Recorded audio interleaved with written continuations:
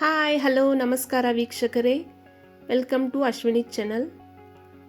ನಾನಿವತ್ತು ಮಾಡ್ತಾಯಿದ್ದೀನಿ ಈರುಳ್ಳಿ ಸೊಪ್ಪಿನಿಂದ ಒಂದು ಪಲ್ಯ. ನಾವಿದಕ್ಕೆ ಗ್ಯಾಸ್ ಹಚ್ಚಬೇಕಿಲ್ಲ, ಇನ್ಸ್ಟಂಟಾಗಿ ಮಾಡಬಹುದು. ರುಚಿನೂ ಅಷ್ಟು ಟೇಸ್ಟಾಗಿರುತ್ತೆ. ಕಟ್ಟಿ ರೊಟ್ಟಿಗಂತೂ ಹೇಳಿ ಮಾಡಿಸಿದ ಹಾಗೆ. ನಮ್ಮ ಪೂರ್ವಜರೆಲ್ಲ ಈ ರೀತಿ ಮಾಡ್ಕೊಂಡು ತಿಂತಾಯಿದ್ರು, ಅದಕ್ಕೆ ಅವರು ಗಟ್ಟಿಮುಟ್ಟಿಯಾಗಿದ್ದರು. ಇದಕ್ಕೆ ಬೇಕಾಗುವಂಥ ಸಾಮಗ್ರಿ ನಾನು ಇಲ್ಲಿ ಅಗಸಿ ಹಿಂಡಿನ ತೊಗೊಂಡಿದ್ದೀನಿ. ನಾನು ಯೂಟ್ಯೂಬ್ ಚಾನಲಲ್ಲಿ ಅಪ್ಲೋಡ್ ಇದೆ ಅಗಸಿ ಹಿಂಡಿ ಹೇಗೆ ಮಾಡೋದಂತ. ಕಡಲೆಬೇಳೆ ನೆನೆಸಿರುವಂಥದ್ದು, ಕಡಲೆಬೇಳೆ, ಅಚ್ಕಾರ ಪೌಡರು, ಉಪ್ಪು, ಈರುಳ್ಳಿ ಸೊಪ್ಪು, ಮೆಂತ್ಯ ಸೊಪ್ಪು, ಮೊಸರು. ಮೊದಲಿಗೆ ನಾವು ಈರುಳ್ಳಿನ ಕಟ್ ಮಾಡಿಕೊಂಡು ತಗೊಳ್ಳೋಣ. ನಾವು ಅಗಸಿ ತಿನ್ನೋದ್ರಿಂದ ಹೆಲ್ತ್ಗೆ ತುಂಬಾ ಲಾಭ ಇದೆ. ಕೂದಲೆಲ್ಲ ಚೆನ್ನಾಗಿ ಬರುತ್ತೆ. ಒಮೆಗಾ 3 ಫ್ಯಾಟಿ ಆಸಿಡ್ ಇದೆ.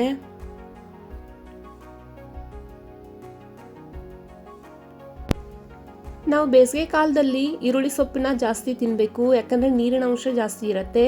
ವಿಟಮಿನ್ ಸಿ ಇದೆ, ವಿಟಮಿನ್ ಕೆ ಇದೆ. ನಮಗೆ ಹಾರ್ಟಿಗೂ ತುಂಬ ಒಳ್ಳೆಯದು. ಈರುಳ್ಳಿ ತಿನ್ನೋದ್ರಿಂದ ಕೂದಲಿಗೂ ತುಂಬ ಒಳ್ಳೆಯದು. ಈ ರೀತಿ ಸಣ್ಣ ಸಣ್ಣದಾಗಿ ಕಟ್ ಮಾಡ್ಕೊಳ್ಳಿ. ಈ ಸೊಪ್ಪು ತಿನ್ನೋದ್ರಿಂದ ನಮಗೆ ಸ್ಕಿನ್ ಕೂಡ ತುಂಬ ಚೆನ್ನಾಗಿ ಇರುತ್ತೆ. ರೋಗ ನಿರೋಧಕ ಶಕ್ತಿ ಕೂಡ ಹೆಚ್ಚಿದೆ ಈ ಸೊಪ್ಪಲ್ಲಿ.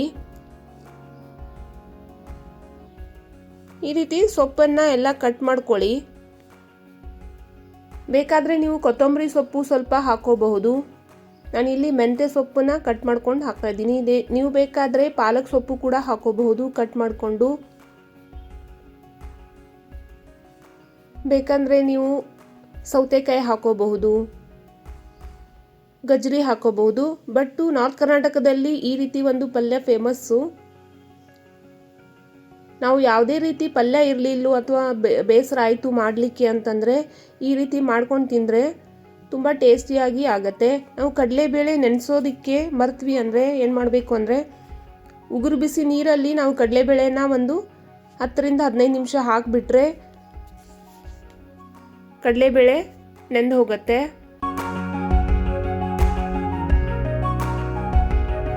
ನೀವು ಬೇಕಾದರೆ ಇದರೊಳಗೆ ಶೇಂಗಾ ಹಿಂಡಿ ಕೂಡ ಹಾಕೋಬಹುದು, ಖಾರದ ಚಟ್ನಿ ಕೂಡ ಹಾಕೋಬಹುದು.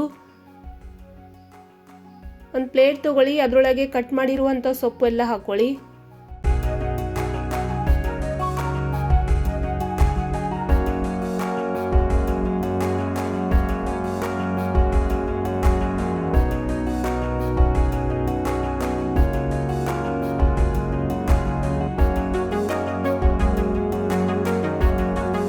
ನಾವು ಇವಾಗ ಮೊಸರು ಹಾಕೊಳ್ಳೋಣ. ಆದಷ್ಟು ಮನೆಯಲ್ಲಿ ತಯಾರಿಸಿದಂಥ ಮೊಸರೇ ತಗೊಳ್ಳಿ, ಪ್ಯಾಕೆಟ್ಗಿಂತನೂ ಉತ್ತಮ.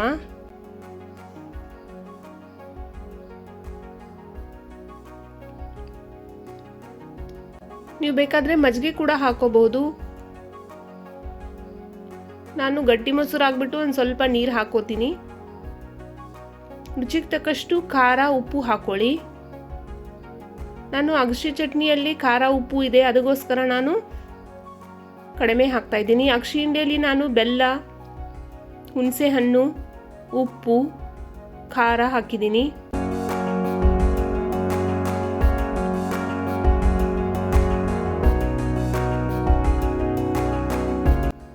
ಉಪ್ಪು ಹಾಕ್ಕೊಳ್ಳಿ.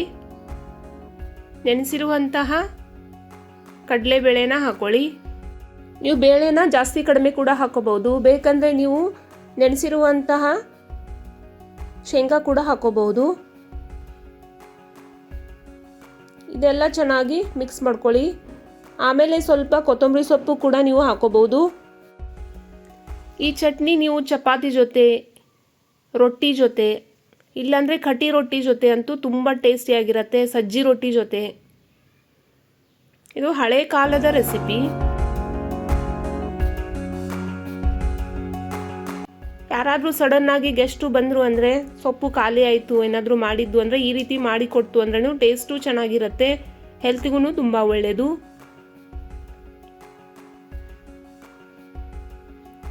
ನೀವು ಬೇಕಾದರೆ ಒಗ್ಗರಣೆ ಕೊಟ್ಕೋಬಹುದು, ಬಟ್ ನಾನಿಲ್ಲಿ ಒಗ್ಗರಣೆ ಕೊಡ್ತಾ ಇಲ್ಲ, ಹಾಗೆ ಸರ್ವ್ ಮಾಡ್ತಾ ಇದ್ದೀನಿ. ಕಾಣೋದಕ್ಕೆ ಎಷ್ಟು ಚೆನ್ನಾಗಿ ಆಗಿದೆ ನೋಡಿ. ಹುರಿದಿರುವಂಥ ಅಗಸೆ ಬೀಜ ಕೂಡ ಹಾಕೋಬಹುದು, ಕಾರೆಳ್ಳು ಕೂಡ ಹಾಕೋಬಹುದು, ಅದನ್ನು ಕೂಡ ಟೇಸ್ಟು ಚೆನ್ನಾಗಿರುತ್ತೆ.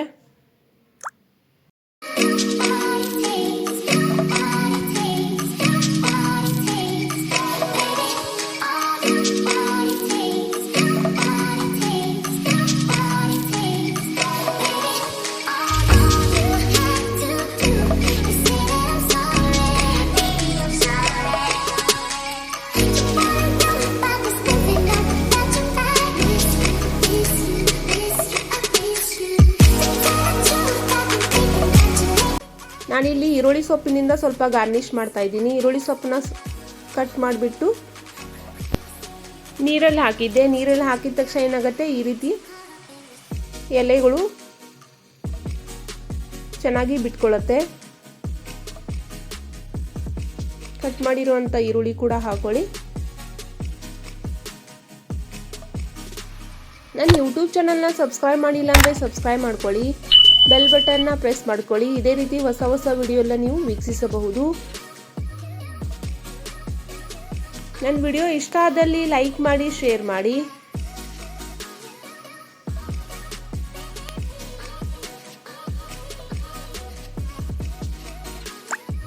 Thanks for watching my video.